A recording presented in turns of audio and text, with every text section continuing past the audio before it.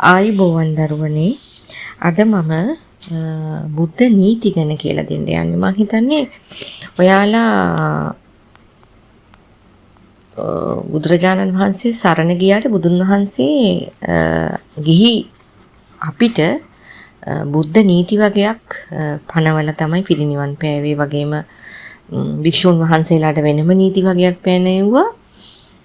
ගිහි ජීවිතවල ඉන්න, ගෙවල් දොරවල් වල ඉන්න අපිට වෙනම නීති වගේක් පැනෙව්වා.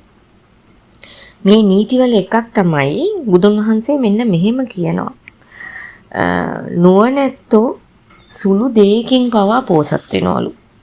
ඒ වගේම අනුන් මහන්සියෙන් සපයන ධනයෙන් පින් නැත්තෝට නිකම්ම කෑම බීම ලැබෙනවලු. මෙහෙම කිව්වහම ඔයගලන්ට කේන්තියයි.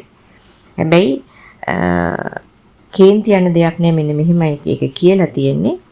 ශිල්ප දන්නා වූද නොදන්නා වූද පින් නැති ජනයෝ මහත් වූ උත්සාහයෙන් යම් ධනයක් රැස් කරයිද එය පින් ඇති තැනැත්තේ නිකම්ම අනුභව කරයි. ඒ කියන්නේ බුදුන් වහන්සේ කියන්නේ අපි ධනය රැස් කර තිබ්බට ඒන් පිනක් සිද්ධ වෙන්නේ නැහැ. ඒක දන් දෙන්න ඕනේ කියලා. ඒ වගේ පෙර සංසාරවල ඉවක් බවක් නැතුව දන් දුන්න මිනිස්සු දවසක් උදා වුණාට පස්සේ හැම විනාඩියකම දන් දුන්න මිනිස්සු තමයි මේ භාවයේදී ඇවිල්ලා අතප්පයක් හොලවන්න නැතුව මුන් කනවා බොනවා කියලා අපි බනින්නේ. මුන් අතප්පයක් හොලවන්න නැතුව කනවා. මුන් කිසිම මහන්සියක් දාඩියක් වෙන්නේ නැතුව කනවා කියලා කියන්නේ අන්න ඒ වගේ පින් කරපු අයට.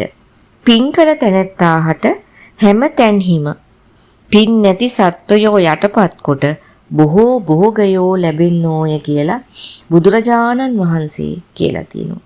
ඉතින් උන්වහන්සේගේ නීතිය තමයි පැය 24 මුළුල්ලේම හැම තප්පරයකම තමන්ට තියෙන දෙයක් අනුන් වෙනුවෙන් දන් දෙන්න.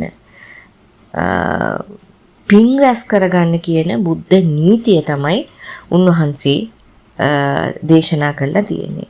එහෙම වුණාම ඔබට පුළුවන් අතප්පයක් හොල්ලන්න නැතුව නිකන් ෆෑන් එකක් විදුලි පංකාවක් යට AC එකක් යට ඉඳගෙන හොඳ යාන වාහනයක ගිහිල්ලා හොඳ තියෙන ලෝකේ තියෙන හොඳම ආහාර කෑම බීම කාලා බීලා ඉන්න. එතකොට ඒකට මම උදාහරණයක් අරන් කියන්නේ දිව්‍ය තල බලන්න. තුසිත දිව්‍ය ලෝකය, යාම දිව්‍ය ලෝකය, පරිනිම්මිත වසවර්ති දිව්‍ය ලෝකේ. විශාඛා සිටු දේවිය ගිහිල්ලා ඒ පරිනිම්මිත වසවර්තිය ඉපදෙන්නේ.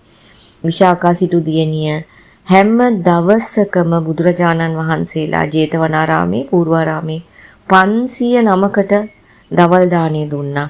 හැමදාම හවසට ගිලම්පසවලට පැණි රස හදාගෙන ගිහිල්ලා පන්සලට පූජා කළා. නිත්‍ය දාණය දුන්නා විශාඛා සිටු දේවිය. ඒ නිසා තමයි අද යා පරිනිම්මිත වසවර්තියට ගිහිල්ලා හිතන එක මැවෙනවා. හිතන වස්ත්‍රෙ මැවෙනවා. හිතන ආභරණෙ මැවෙනවා. හිතන තැනට යනවා. යාන වාහන මැවෙනවා. මේ වගේ අර අයිස් එකේ ඉන්න පුළුවන් විදිහක් තමයි බුදුරජාණන් වහන්සේ දේශනා කළා තියෙන්නේ. හරිම සරලයි. හැම වෙලාවෙම කුඩා සතෙක්ට හරි කුරා කූඹියෙක්ට හරි මොනවා හරි දානයක් දෙන්න. කුමක් හෝ දානයක් දීලා ඒක සිතින් අත්හැර ගන්න. තිරුවන් සරණයි.